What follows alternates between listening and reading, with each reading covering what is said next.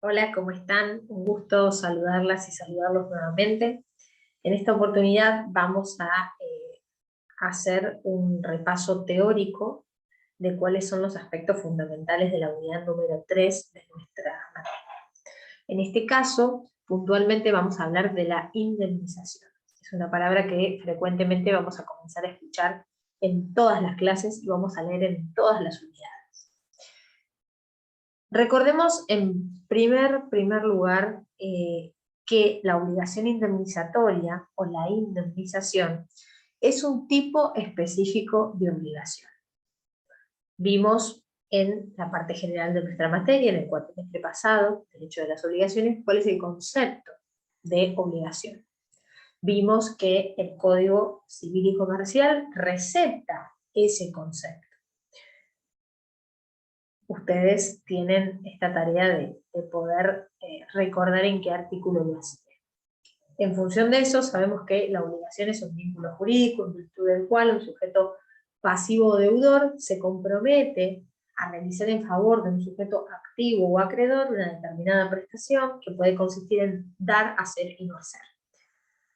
Sabemos que justamente de ese concepto se van a desprender los elementos esenciales para que exista una obligación, sin los cuales no tenemos obligación. Todo eso ya lo vimos, pero nunca viene mal repasarlo, porque sobre la base de esa estructura se va a establecer el concepto de obligación indemnizatoria. ¿Sí? Como dijimos inicialmente, es un tipo específico de obligación. Y sus sujetos, su objeto, su causa fuente, va a ser distinto y va a tener que ver concretamente con nuestra materia. ¿A qué me refiero? En primer lugar, ¿cuáles son los sujetos de la obligación indemnizatoria? Tenemos un sujeto activo y un sujeto pasivo. El primero de ellos es aquel que tiene el derecho de reclamar la reparación de un daño, si hacemos referencia a la función reparadora de la responsabilidad civil. En este caso, a ese sujeto activo, perdón, no al sujeto pasivo, se le va a llamar también damnificado o persona damnificada. Hay quienes utilizan esta acepción de, por ejemplo, denominarlos víctimas, pero bueno, entiendo que desde lo técnico el término tal vez más adecuado es la palabra damnificado. Repaso, sujeto activo, sujeto damnificado. Ese damnificado puede ser directo o indirecto. ¿Qué quiere decir esto? Que sea la persona concreta que sufrió el daño, ¿sí? La afectación o la lesión a sus intereses no reprobados por el ordenamiento jurídico 1737, o puede ser que alguien venga en su representación, sea porque es, por ejemplo, una persona menor de edad, una persona con capacidad restringida, o sea porque el damnificado o damnificada directa falleció y quienes vienen a reclamar una indemnización son, por ejemplo, sus familiares. ¿Sí? La idea puntualmente, en este caso, es empezar a ponerle nombres a estos sujetos y hablar con propiedades de lo técnico. Esto siempre lo decimos, pero es importante que ustedes lo empiecen a incorporar y que empiecen a actuar en consecuencia. Seguimos. En relación a el sujeto pasivo, ese sujeto pasivo va a ser el deudor de esta obligación indemnizatoria, claro está, y es quien ocasionó un daño. No siempre es quien ocasiona un daño. Es el sujeto al que la ley denomina responsable. Ahora bien, tengo una serie de preguntas. ¿Responsable es lo mismo que culpable? Respuesta, no. ¿Sí? Una persona puede ser responsable, pero puede no haber mediado de su parte culpa o dolo, porque puede ser responsable y tener esa obligación de reparar un daño, por ejemplo, porque la ley así lo indica. Responsabilidad objetiva. ¿Sí? Recordemos para este caso cuáles son los factores de atribución, que también los vimos en la unidad número 2. Es cierto que el sujeto pasivo de la obligación indemnizatoria puede ser uno o pueden ser varios. Acá es donde tenemos que repasar los conceptos de obligaciones solidarias o concurrentes. Si esos varios sujetos pasivos vienen por una causa única, la obligación va a ser solidaria. Recordemos que la solidaridad no se presume, sino que surge de la ley o de una convención entre las partes. Ejemplo, artículo 40, Ley de Defensa del Consumidor. En el caso de las obligaciones concurrentes, tengamos en cuenta que cuando la plurisubjetividad viene de la mano de la concurrencia, quienes son obligados, por ejemplo, por la ley, en base a un factor de atribución objetivo, a responder, lo son por causas distintas. El ejemplo clásico es el de dueños y guardianes de un vehículo automotor. Puede pasar, por ejemplo, que quien maneja el auto no sea el titular registral y por lo tanto se demanda al dueño y al guardián. Recordemos que las obligaciones concurrentes frente a la persona damnificada, es decir, frente al sujeto activo de la obligación indemnizatoria, se van a manejar de la misma forma que las solidarias. Es decir, ese sujeto activo va a poder de alguna manera reclamar el 100% de la obligación indemnizatoria, de la indemnización, del resarcimiento, de la prestación indemnizatoria, todos sinónimos, a cualquiera de los codemandados o a cualquiera de los codeudores. ¿Qué es lo que sucede? La diferencia, recordemos que está en el segundo momento lógico de esta obligación plurisubjetiva pasiva. Tarea para que lo puedan repasar. La idea fundamental es que con estos ejemplos y esta clasificación vimos cuáles son los sujetos de la obligación indemnizatoria. ¿Cuál es el objeto, ¿sí?, de la obligación indemnizatoria? Claramente es una prestación indemnizatoria y es aquella que le va a dar el nombre a nuestra unidad número 3 del programa, la indemnización. ¿Sí? Sabemos que en cuanto al objeto, las obligaciones en su parte general pueden ser de dar, hacer o no hacer.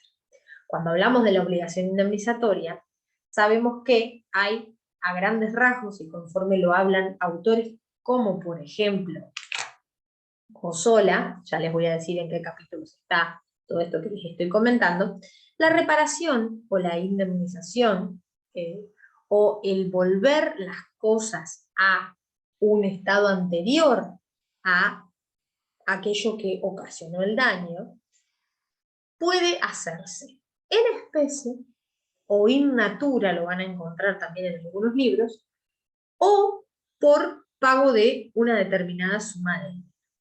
Ahora les voy a hacer una disquisición en cuanto a esta última expresión, porque técnicamente tiene otro nombre y lo vamos a llamar de otra manera. Cuando hablamos de reparación en especie, lo que se intenta es retrotraer y volver las cosas al estado anterior. ¿Sí? Claramente, a veces esa reparación no puede ser posible, por ejemplo, cuando media la muerte de una persona, o cuando hay algo que no puede volverse hacia atrás. ¿Sí? Esto es aplicación del sentido común. Van a encontrar en el libro de Osola algunos ejemplos de reparación en especie que estarán invitados a leer, y también van a encontrar mucha casuística interesante, que nos va a servir para tener material para resolver los casos prácticos que en definitiva se planteen de cara a los exámenes y de cara a una preparación para nuestra vida profesional. Cuando hablamos de reparación por pago de una suma de dinero, en realidad no vamos a hablar de una obligación de dar suma de dinero, por el simple hecho de que las indemnizaciones constituyen una obligación de valor.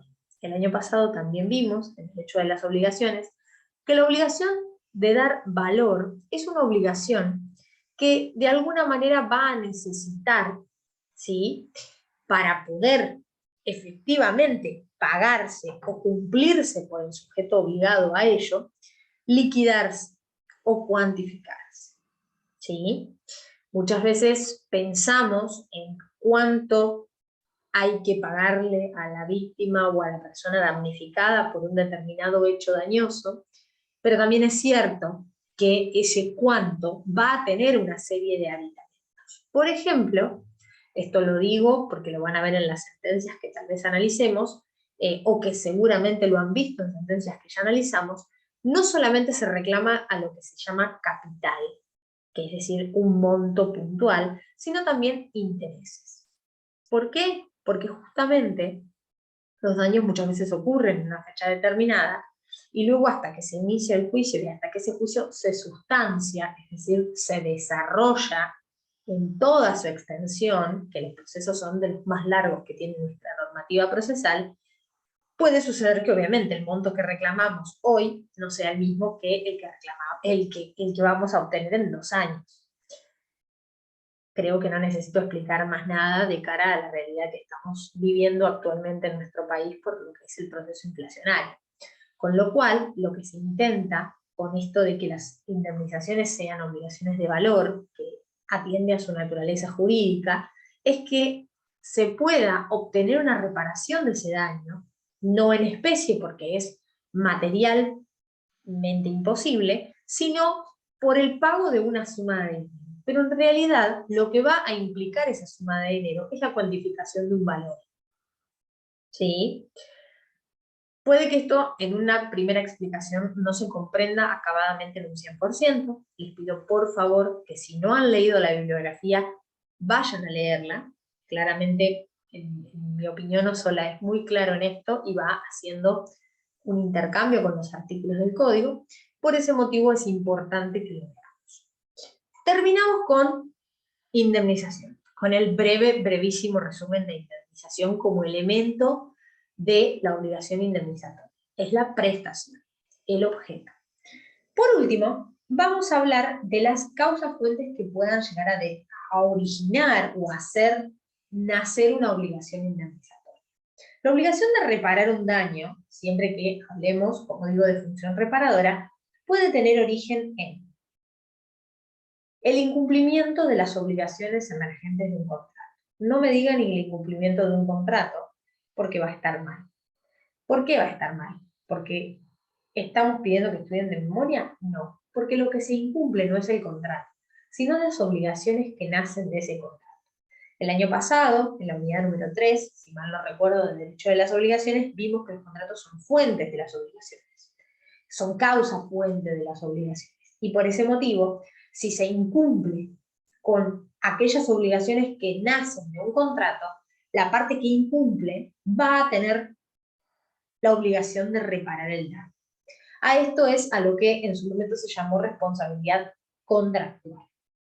Hoy se habla más de responsabilidad teniendo en cuenta el factor de atribución, subjetivo y objetivo, directo e indirecto, pero hay gente que sigue hablando de responsabilidad contractual. También la obligación indemnizatoria puede tener como causa fuente un hecho o acto ilícito. Antes se hablaba del delito o del cuasidelito, que es aquel acto ilícito dañoso ejecutado con dolo, delito, o con culpa, cuasidelito. Se establecía un concepto de dolo y de culpa que no es el mismo que el del dolo obligacional. Así que a prestar atención, el dolo es causar un daño con la intención de causar. La culpa tiene que ver con la omisión de la debida diligencia al momento de obrar. Tanto dolo como culpa configuran en los presupuestos de la responsabilidad civil factor de atribución subjetivo. Tengamos presente esto, porque la responsabilidad va a ser directa. Responde la persona que causó el daño. ¿Sí? O sea, acá sí puede darse una superposición entre persona culpable y persona responsable. O sea, el responsable es también culpable. No culpable desde lo penal, ya después vamos a ver qué relaciones tienen las acciones civiles y penales, sino que en cuanto al factor de atribución con el que obró, que es el que nos permite conectar el hecho y el resultado dañoso del hecho con el obrar de una persona. ¿Sí? Bien. En relación a esto, es importante que tengamos presente, ¿sí?, que también al factor de atribución subjetivo se lo ha denominado paradigma subjetivo. Van a hablar y van a escuchar muchas veces que en las clases o en el material se habla de la superposición de los paradigmas, paradigma subjetivo, responsabilidad subjetiva, lo vimos en Rodríguez Belén también, y tiene que ver con esto. Responde la persona que causó el daño, ¿sí?, por dolo o por culpa. Después, la merituación de la culpa grave, no grave, son cuestiones más bien doctrinarias que vayan a leerlas al material. Pero es cierto que configuran factor de atribución subjetiva. La tercera causa fuente de la obligación indemnizatoria es la ley, como la ley. Sí, la ley.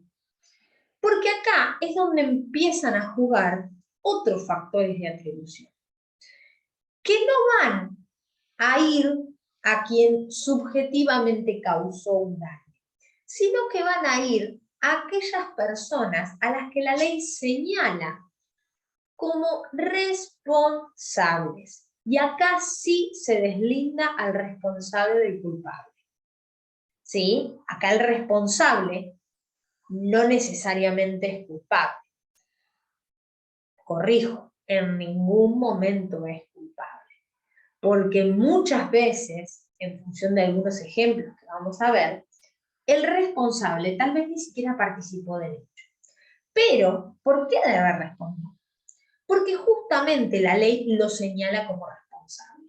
Sea porque es principal de un dependiente que causó un daño, sea que es progenitor o progenitora de una persona menor de edad que causó un daño, sea porque es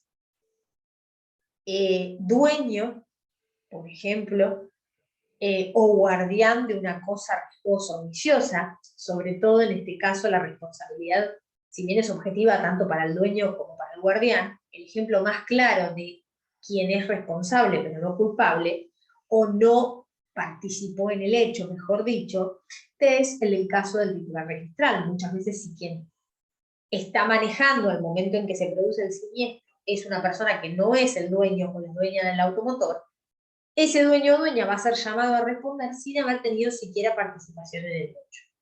Y así muchísimos ejemplos. Todo esto lo vamos a ver en las unidades a partir de la unidad número 5. Son los tipos especiales de responsabilidad. Tengamos presente esto. Tengamos presente cuál es la estructura lógica de la obligación indemnizatoria. No perdamos de vista la estructura general, pero también es cierto que tenemos que tener presente que la obligación indemnizatoria es un tipo especial de obligación, que por lo tanto sus elementos van a tener una naturaleza particular. Esto es un esquema prácticamente de toda la materia, muy abuelo de pájaro. Pero como nosotros tenemos que ir a ver indemnización, me pareció oportuno hacer esta breve introducción, para luego pasar al análisis de lo que sería la indemnización.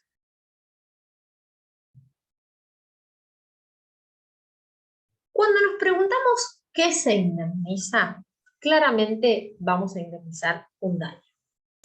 1737 del Código Civil y Comercial nos dice que el daño es una lesión a un derecho o a un interés no reprobado por el ordenamiento jurídico. Ahí es donde vamos a tener la puerta de entrada para hablar de reparación o de indemnización. ¿Cómo debe ser esa reparación? El artículo 1740 nos dice que la reparación debe ser plena. ¿Qué es una reparación plena? La idea es que se pueda reparar todo daño causado. Pero lo cierto es que acá volvemos a esto que estuve mencionando hace un ratito de que la reparación en especie, que es el poder volver exactamente las cosas al estado anterior, aquel hecho que funciona como causa fuente del daño, a veces es imposible. ¿Sí? Clarísimo ejemplo, fallecimientos y un montón de cosas que no podemos volver a hacer.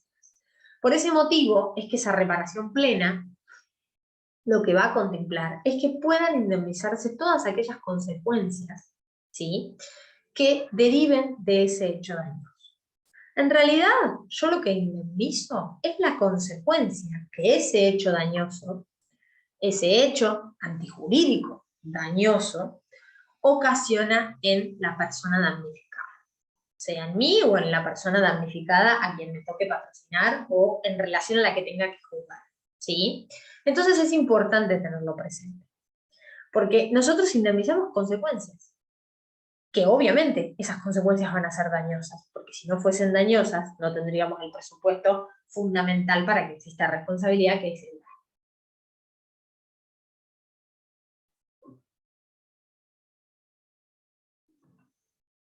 El 1740, justamente lo que nos dice es que la reparación del daño debe ser plena, que consiste en la restitución del damnificado al estado anterior del hecho dañoso, sea por el pago en dinero o en especie. Recordemos que connotación tiene eso de pago en dinero, es una obligación de valor. Luego, hay supuestos específicos que ustedes van a leer en sus casas.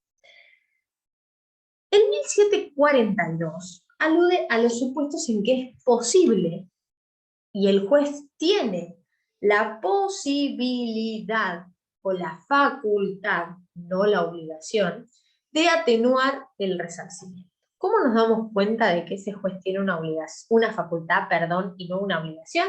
Por el puede. El 1742 nos plantea que en razón de la equidad puntual o de las circunstancias concretas de ese caso, el juez va a poder atenuar el resarcimiento en función del patrimonio del deudor, de la situación personal de la víctima y las circunstancias del hecho.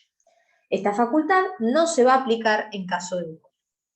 Conclusión, en casos de culpa, vamos a poder, como jueces o juezas, vamos a ponernos en esa piel en este momento, atenuar un resarcimiento. Siempre, siempre el derecho de daños, más allá de que se rija por principios generales, no va a dejar nunca de ser casuístico. Es casuístico. No nos pega a todas las personas de la misma manera un determinado hecho dañoso. Ejemplo paradigmático, falta de reconocimiento paterno. ¿Sí? Progenitor biológico no reconoce hijo o hija extramatrimonial. No he hablado con ninguna persona que haya pasado por esta situación cuya historia sea similar a la de otra persona a la que le pasó lo mismo, aunque tengan incluso la misma edad. Me sucede en mi trabajo hablar con muchas personas que tienen esta cuestión puntual y a cada una le genera consecuencias disvaliosas diferentes. Con lo cual, el derecho tiene mucho de caso. Y es importante que empecemos a afinar el oído en ese sentido. Nosotros no necesitamos que todos los casos sean iguales, necesitamos que con los principios generales podamos tener herramientas para abordar esos casos que el día de mañana nos van a llegar, pero que en el día o en el tiempo presente puedan llegar a ser objeto de examen. En este caso, la idea puntual es poder de alguna manera generar una descripción de cuáles son las pautas que tenemos al momento de indemnizar. Dijimos que lo que se indemnizaba era el daño. Dijimos que, justamente, existen clases de daños. Esto lo vieron en la unidad número 2. Ustedes van a ver muchísima variedad en las jurisprudencias. Muchas veces, en el afán de ser más específicos, terminamos poniéndole nombres a las cosas que terminan desnaturalizando el instituto. Lo cierto es que, como parámetro fundamental, en el momento de evaluar una situación y ver qué daño se ocasiona, en este caso al sujeto activo, que es la persona damnificada, tenemos que pensar que existen dos grandes bloques, dos grandes grupos, dos grandes clasificaciones del daño indemnizado. Ya también vimos qué requisitos tiene que cumplir ese daño para ser indemnizado. El daño patrimonial y el daño extrapatrimonial, que alude a las consecuencias patrimoniales y no patrimoniales. Fíjense que el 1741 habla de indemnización de las consecuencias no patrimoniales. Daño patrimonial es todo aquello que afecta o toda consecuencia derivada de ese hecho que afecta lo que tengo. ¿Sí? Esto lo dice siempre la titular de nuestra cátedra y también autores muy reconocidos. Afecta lo que tengo, me afecta el bolsillo, me toca el bolsillo. ¿Cómo puede un hecho dañoso tocarme el bolsillo? Hablando de esta manera simple. Porque tuve gastos, o tuve que realizar, perdón, gastos que de no haber existido el hecho dañoso no hubiese tenido, o porque tengo que realizar gastos a futuro que están vinculados causalmente con ese hecho dañoso. Tuve que reparar mi automotor, porque claramente con motivo o como consecuencia del impacto que tuve con el automotor de otra persona, sufrió daños materiales. Tuve que ir al médico, porque a raíz de ese choque sufrí una lesión en mi cervical que me lleva a tener que hacer un tratamiento de kinesiología y fisioterapia. ¿Sí? Todo esto se traduce en gastos, en dinero. Sufrí un accidente muy grave, estuvo en riesgo mi vida, tuve que empezar con un profesional en psicología, entonces voy a tener que hacer determinada cantidad de sesiones. Hay un montón de situaciones.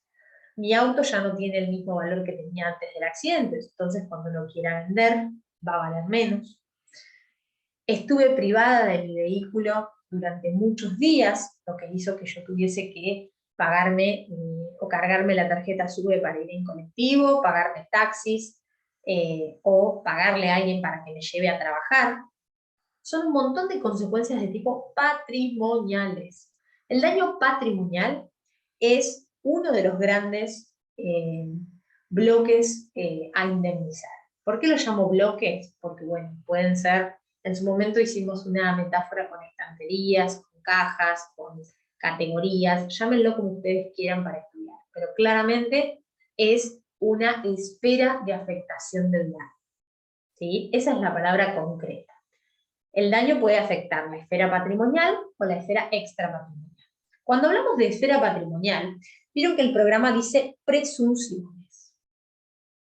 Las presunciones son, por decirlo de una manera sencilla, suposiciones que tiene la ley en relación a determinadas situaciones fácticas, dando por sentado que pueden llegar a darse otras circunstancias que en este caso debieran ser indemnizadas. Por ejemplo, vamos a ir al artículo 1746. El artículo 1746 nos habla de qué pasa cuando hay que indemnizar por lesiones o incapacidad física o psíquica. El hecho antijurídico dañoso es justamente un hecho que provoca esas lesiones. Las lesiones son las consecuencias del hecho, porque obviamente, producto del impacto de que me chocaran en la moto, o sea, de que yo ando en la moto y me chocaran en el auto, fue una lesión en la rodilla, por ejemplo, ¿no? En ese caso, ¿sí? Se habla de cómo se determina esa indemnización, se habla de la famosa teoría de la renta capitalizada, que ustedes la van a ver en la teoría y también la vamos a analizar en los fallos, pero también se habla de cuáles son las presunciones. ¿Cómo nos damos cuenta? Por la literalidad. Hacia más o menos la mitad del artículo nos dice que se presumen los gastos médicos, farmacéuticos y por transporte que resulten razonables en función de la índole de las lesiones o de la incapacidad. ¿Qué es algo razonable? Es algo acorde a las circunstancias fácticas. Por ejemplo, si yo me lesioné un dedo, no voy a reclamar un traslado en ambulancia, salvo que pruebe que claramente por esa lesión tuve un traslado en ambulancia. ¿Qué implica que algo se presuma? Que no se debe probar. Es decir, que se lo da por sentado teniendo en cuenta la situación fáctica. ¿Qué vamos a tener que probar ahí? La situación fáctica, la lesión. ¿Sí? La constatación de esa lesión que se hizo. Entonces la ley recepta aquello que la jurisprudencia venía haciendo desde antaño, incluso desde antes del Código Civil y Comercial, y lo que toma, de alguna manera, es esta presunción. Por eso, los gastos médicos, farmacéuticos y de traslado, o de estudios, por ejemplo, o un montón de cuestiones que deriven de una lesión, se van a presumir. Obviamente que si el gasto es muy cuantioso, lo que debemos hacer es probar todos los gastos que tuvimos. En consecuencia, como para poder tener una reparación plena, más allá de la presunción legal, que nos da un vientito a favor en este aspecto, es importante probar todos los gastos que una persona hizo. Para los casos de que no tengamos prueba, esa presunción nos ayuda. ¿sí? La prueba lo que hace es abultar un monto a reclamar.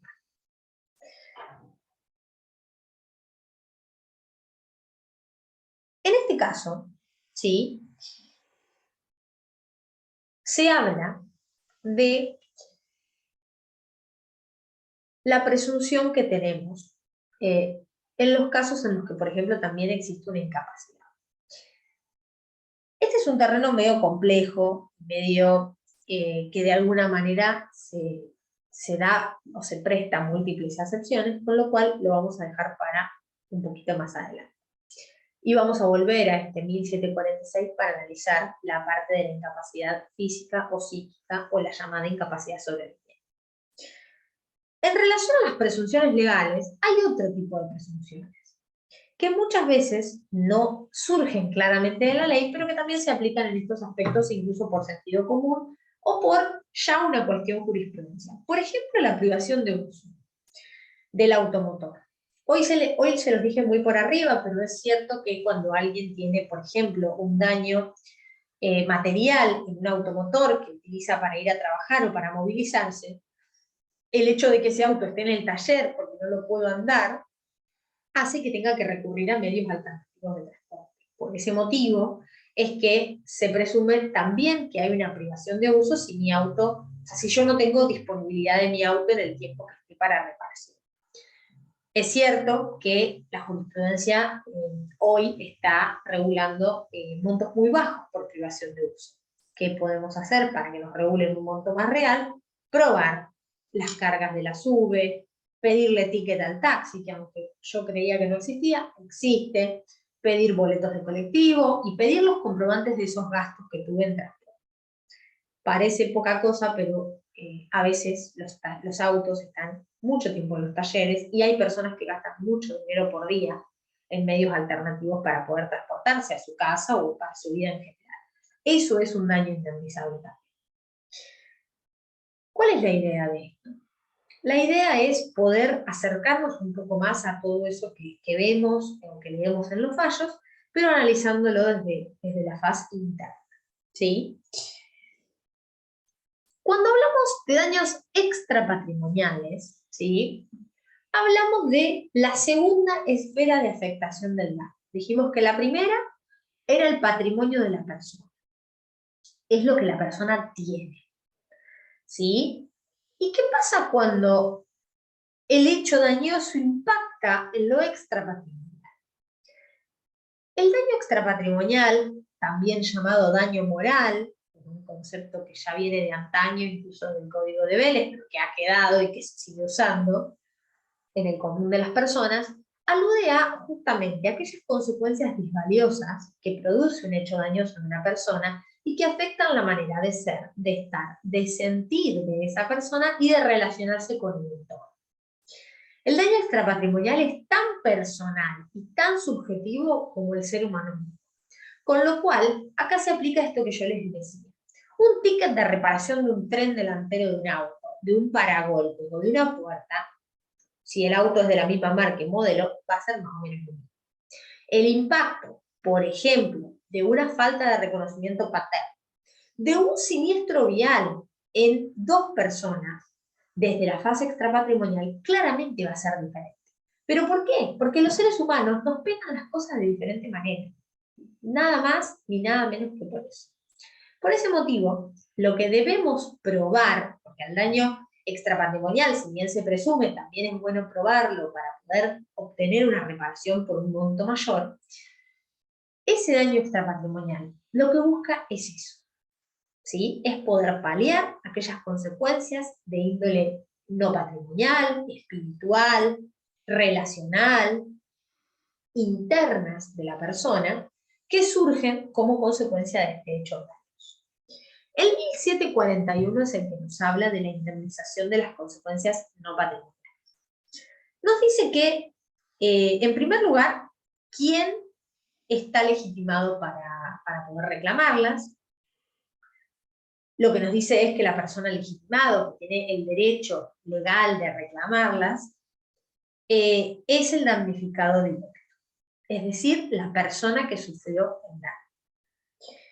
Si del hecho resulta su muerte o sufre una gran discapacidad, también van a tener legitimación a título personal, según las circunstancias, los ascendientes, los descendientes, el cónyuge y quienes convivían con aquel recibiendo trato familiar ostensivo. Amplía muchísimo, muchísimo la legitimación activa en relación al anterior 1078 del Código Civil de Venus.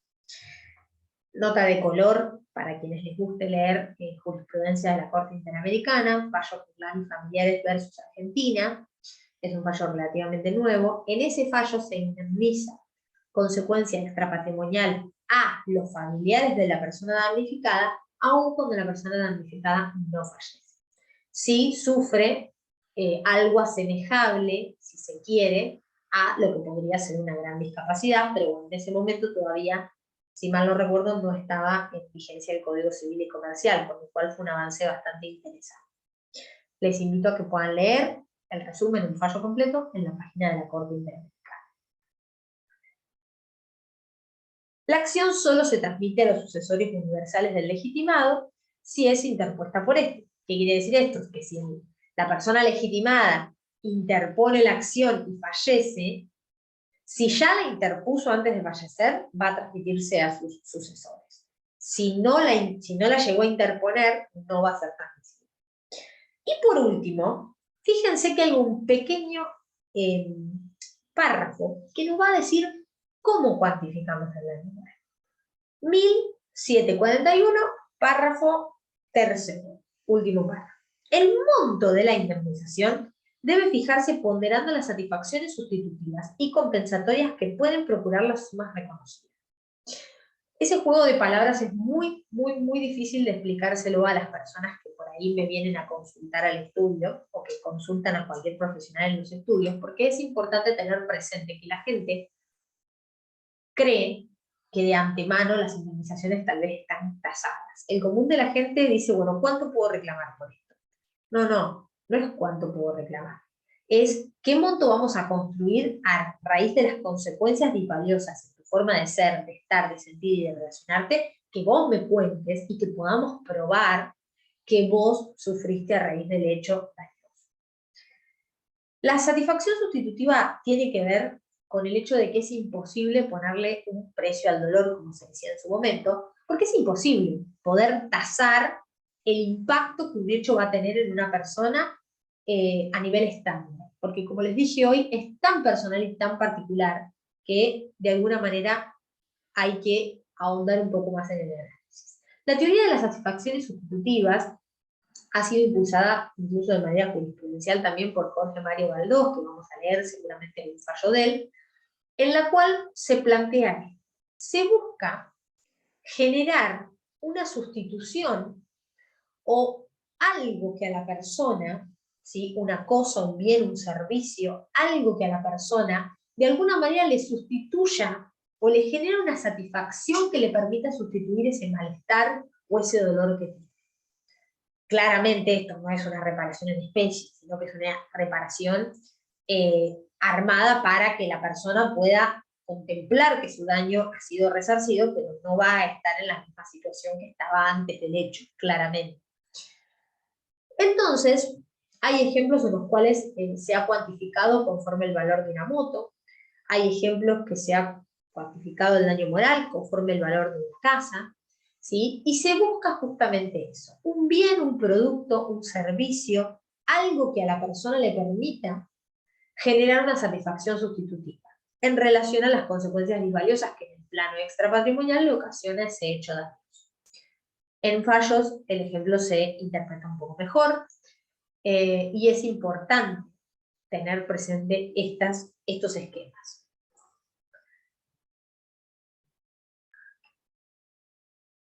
Cuando hablamos de indemnización por fallecimiento, quiere decir que el damnificado directo fallece, claramente. ¿Se acuerdan que hablamos de esto hace un ratito?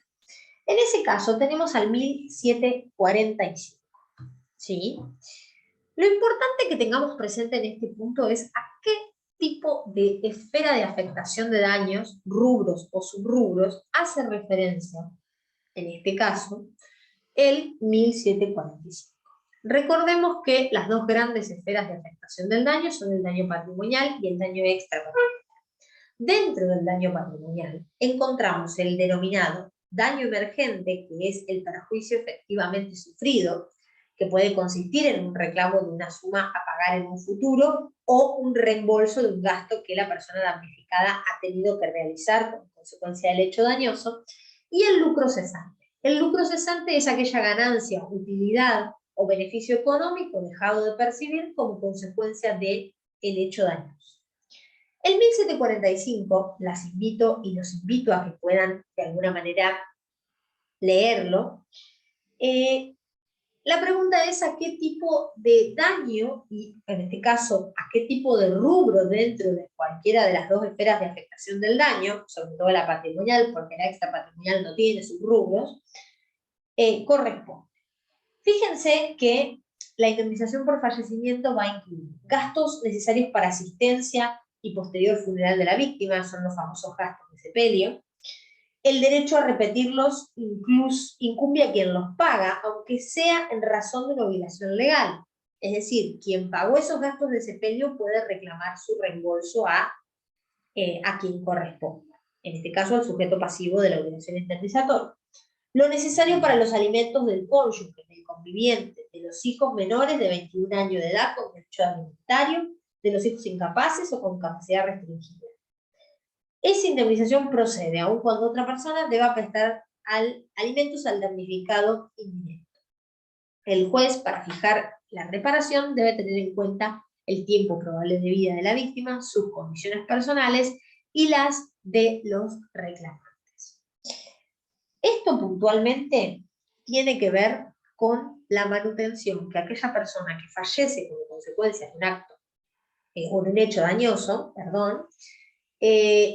es aquel dinero necesario para la manutención de su familia. Ustedes lo van a encontrar en muchos fallos como lucro cesante. Cuando una persona trabajadora fallece, se puede reclamar un lucro cesante. ¿Qué implicaría eso? ¿Qué manutención va a tener su familia de ahí hasta que finalice la edad laboral útil de esa persona? También es cierto que en caso de fallecimiento se puede reclamar aquel rubro conocido como pérdida de chance. La pérdida de chance alude justamente a la frustración de una probabilidad cierta. ¿Qué quiere decir esto? A que se frustra una probabilidad cierta, por ejemplo, de que en este caso los hijos sustentaran a sus padres.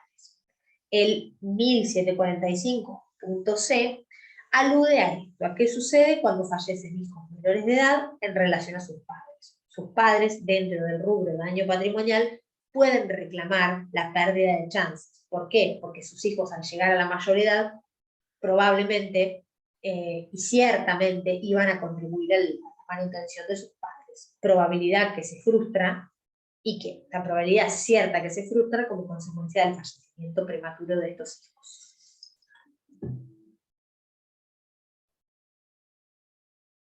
Voy a hablar algunas palabras de la indemnización por incapacidad o lesiones. Recordemos que el 1746, artículo que analizamos hace un ratito, nos habla de la indemnización por incapacidad. En algunos fallos vamos a encontrarla como incapacidad sobreviniente, porque justamente como consecuencia de las lesiones físicas, esa persona ya no tiene la misma capacidad para manejarse desde lo físico en la vida. ¿Necesariamente tiene que generársele una incapacidad laboral para que ese rubro sea indemnizado? La respuesta es no, porque la incapacidad sobreviniente se analiza independientemente de la aptitud laborativa. ¿Por qué? Porque puede pasar, este es un ejemplo que se da comúnmente en clase, que una persona se quede pelada, por ejemplo, o pierda alguna parte de su cuerpo que no le es imprescindible para su trabajo. ¿Por ese motivo debemos dejar de indemnizarla? Claro que no. Por ese motivo es que deslindamos la incapacidad sobreviniente de la incapacidad laboral sobreviniente. Cuando una persona se ve afectada en su capacidad de trabajar como consecuencia de un hecho dañoso, ahí sí claramente hay una incapacidad laboral. Pero si esa persona puede seguir trabajando y realizando una actividad remunerada, pero sufre una incapacidad física, también hay incapacidad para reclamar y para, obviamente, indemnizar. Por ese motivo es que tengamos presente esta disquisición fundamental. Les doy un ejemplo. Hace unos años viene a verme una chica que había sufrido un accidente muy grave. Esa chica siempre se rebuscó en la vida, una chica muy, muy joven, y si mal no recuerdo, se fracturó el tobillo, una parte del pie que obviamente tiene que ver con soportar el peso de todo el cuerpo. Esa chica era peluquera, con lo cual, como consecuencia de su trabajo, tenía que estar mucho tiempo parada. No pudo volver a trabajar de peluquera. Sin embargo, esa chica consiguió trabajo y empezó a amasar o a realizar tareas sentada. ¿A esa chica había que indemnizarle la incapacidad sobreviviente? Claro que sí, porque más allá de que hoy puede reinventarse y realizar una tarea sentada, de hecho me contaba que hasta planchaba sentada, por ejemplo, tiene una incapacidad física que le afecta el desenvolvimiento de su vida cotidiana. Eso es, no solamente la vida laboral, sino la vida cotidiana. Si yo ya no puedo desarrollar algunas tareas o algunas actividades que antes hacía, como consecuencia de ese hecho dañoso, hay incapacidad sobreviviente. Esa incapacidad muchas veces, a esa incapacidad, perdón, muchas veces se le pone un número, un porcentaje del 20, del 30%. Y en función de eso se trata de estimar un monto indemnizatorio. En relación a los montos, es cierto y hay que tener presente que los códigos no nos mandan a usar fórmulas matemáticas, al menos en la redacción que tenemos actualmente del 1746. Sí nos da una pauta y la jurisprudencia ha entendido que las fórmulas son parámetros, pero que de ninguna manera significan un techo indemnizatorio, porque, como dijimos antes, el derecho de daños es casuística pura. Sí, las fórmulas matemáticas permiten fijar algún parámetro objetivo, pero no son parámetros objetivos que limiten la reparación, sino que sirvan como mínimo o como piso. Cuando hay lesiones físicas, la jurisprudencia presume el daño extrapatrimonial. Claramente, si he tenido que pasar intervenciones quirúrgicas porque me quebraron la rótula de la rodilla y me tuvieron que operar, o estoy sufriendo el no poder realizar las mismas actividades que tenía antes, esa es una presunción. ¿Qué quiere decir esto? Que no es necesario probar el daño extrapatrimonial cuando hay una lesión física. Desde ya, ese daño patrimonial se va a presumir vinculado a la entidad de esa lesión física. Como les dije hoy, siempre es aconsejable probar esa consecuencia para poder reclamar un monto mayor. Por último, es importante tener presente cómo se cuantifica o cómo se empieza a pensar en calcular el monto de una pérdida de chance. ¿Cómo se prueba una pérdida de chance? ¿Cómo lo planteamos? Dijimos hoy que la pérdida de chance forma parte del daño patrimonial y puntualmente se genera cuando se da una frustración de una probabilidad cierta como consecuencia de ese hecho dañoso. Un caso paradigmático es el caso Zacarías. Es un caso viejo de la Corte Suprema de Justicia de la Nación, en la que jugadores de San Lorenzo, si mal no recuerdo, estaban en el vestuario previo al partido y en un momento explota uno de los vidrios del vestuario y de volar estos cristales se le ocasiona una lesión física a puntualmente esta persona Zacarías. Él era un jugador muy joven que tenía un futuro promisorio en el ambiente futbolístico. Para poder probar la pérdida de la chance, lo que se hace en el fallo es algo muy gráfico, que a mí particularmente, en lo personal, me ayudó muchísimo a entender qué era la pérdida de chance, cómo probarla, que es lo fundamental en cualquier planteo jurídico de esta naturaleza.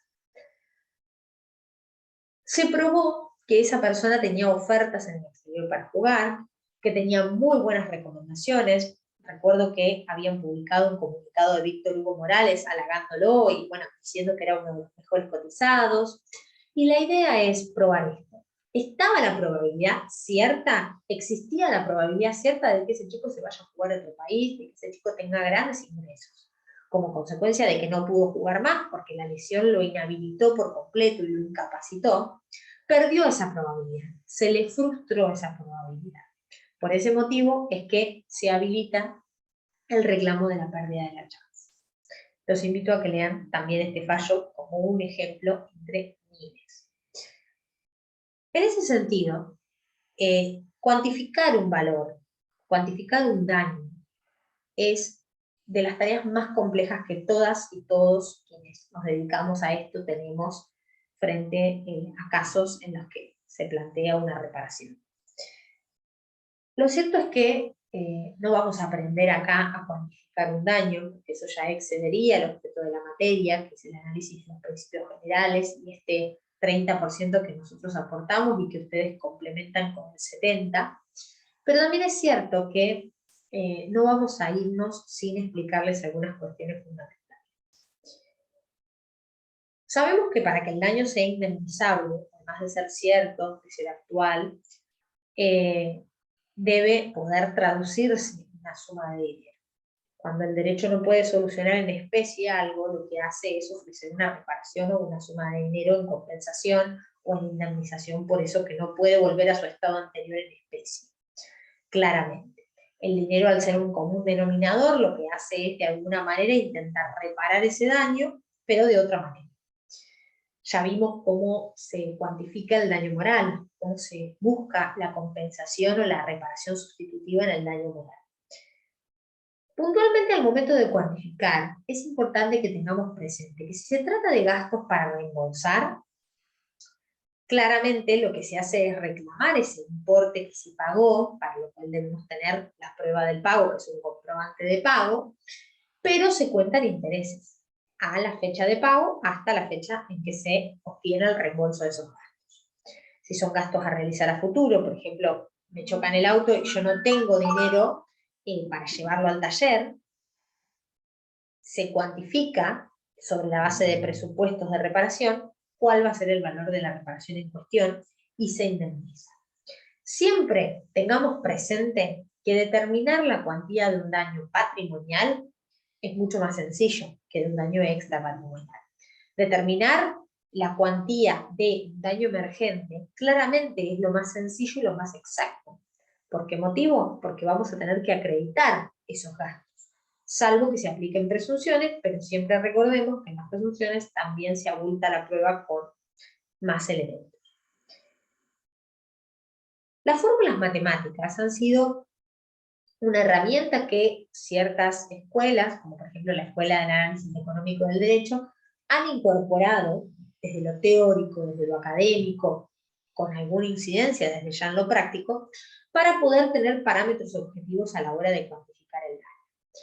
¿Qué es lo que la cátedra en definitiva sostiene en relación a esto? Que tenemos que tener cuidado y no abusar de una fórmula objetiva. No podemos objetivizar un rubro, por ejemplo, extrapatrimonial, teniendo presente justamente la idea de que el daño no va a impactar de igual forma, o sea, un hecho no va a impactar de igual forma en cuanto a daño en todas las personas por igual. Por ese motivo tenemos que tener cuidado. La fórmula puede ser un indicativo, puede ser una orientación, como ya lo dijimos en el 1746, pero no puede determinar, no puede establecer un techo, porque así correríamos el riesgo de caer, mejor dicho, en objetivizar los padecimientos individuales y generalizar lo que a una persona le genera un hecho en una fórmula. ¿Sí?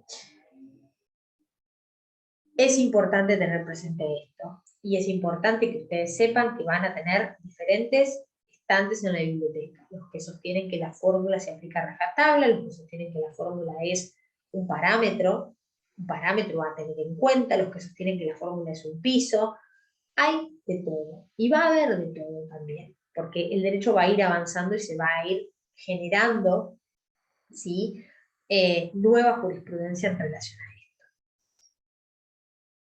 Es importante que tengan presente, a modo de conclusión, que esta unidad hace referencia sobre todo al daño. Pero sabemos que claramente el daño no es el único presupuesto de la responsabilidad civil que habilita una reparación en cuanto a función reparadora de la responsabilidad, sino que necesita que exista la antijuridicidad, que ese daño sea antijurídico. Recordemos lo que dice el Código Civil y Comercial al respecto. También es cierto que necesitamos que ese hecho antijurídico dañoso guarde relación de causalidad, justamente con el daño que como consecuencia se ocasiona, y que ese hecho pueda ser imputado o atribuido a un sujeto, sea de forma subjetiva como de forma objetiva. En ese caso, nosotros hablamos del daño, hablamos de las esferas de afectación del daño, hablamos de cómo podemos agrupar subrubros dentro de la esfera patrimonial. Vamos a ir viendo muchísimas otras cosas a lo largo del resto de las unidades, pero entendemos que a nivel teórico lo fundamental y lo crucial está en estos minutos que compartimos en esta conversación. Capítulo 8 y 9 de Ossola, recomendado para poder leer. También es importante la lectura del 1738 al 1748 del Código Civil y Comercial. Lean los artículos a conciencia, subrayen el código y en caso de que no entiendan, recurran a la doctrina, sea códigos comentados, sea manuales. Les mando un fuerte abrazo y espero que esta clase les haya sido de mucha utilidad.